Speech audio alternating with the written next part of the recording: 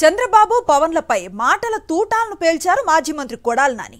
గుంటనక్క చంద్రబాబు తన బలం సరిపోక బీజేపీ వదినమ్మ, కాంగ్రెస్ చెల్లమ్మ, దత్తపుత్రుడు, ఉత్తమపుత్రుడితో వస్తున్నాడని వాళ్ళందరినీ కట్టగట్టి బంగాళాఖాతంలో పడేయాలని అన్నారు. ఒక్కడిగా గెలవలేక నన్ను చూసి జగన్మోహన్ రెడ్డి భయపడుతున్నాడు అంటాడు. సరే రారా బాబు అంటే పక్కన దత్తపుత్రుడు ఉన్నాడా లేడో చూసుకుంటాడు. సరే ఉన్నాడు వెళ్దాం రమ్మంటే ఈ పక్కన ఉత్తపుత్రుడు ఉన్నాడా లేడా అని మళ్ళీ ఈయన చూసుకుంటాడు. సరే ఈడు ఉంటే వదినమ్మ బీజేపీలో ఉంది కదా, వదినమ్మ మన ఢిల్లీ వెళ్ళి వచ్చాడు, వదినమ్మ ముందు ఉండాలి.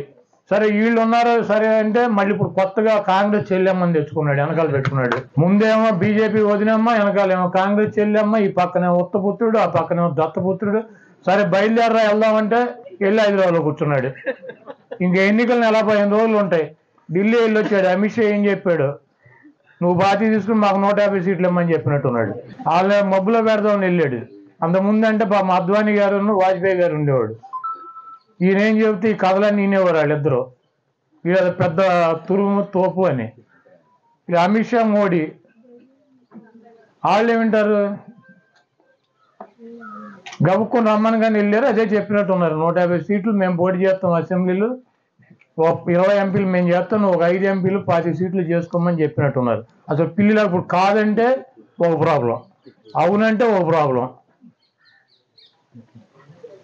ఆయన అయిపోయాడు. హైదరాబాద్ నుంచి రాట్లా వారం 7 రోజులు 8 రోజులు ఢిల్లీ వెళ్ళి వచ్చి మంచం మీద పడినట్టు ఉన్నాడు వాళ్ళ దెబ్బకే. ఇప్పుడు కాదని చెప్పలేడు, అవునని చెప్పలేడు. ముందుకు పోయి వెనక నువ్వు కాదని చెప్పి ముందుకు వెళ్తే భయంకరమైన దాడి ఉంటుంది, అవునని చెప్తే ఇది తోక పార్టీ అవుతుంది, 25 సీట్లు తీసుకోవాలి. ఇప్పుడు ఏం చేయాలి?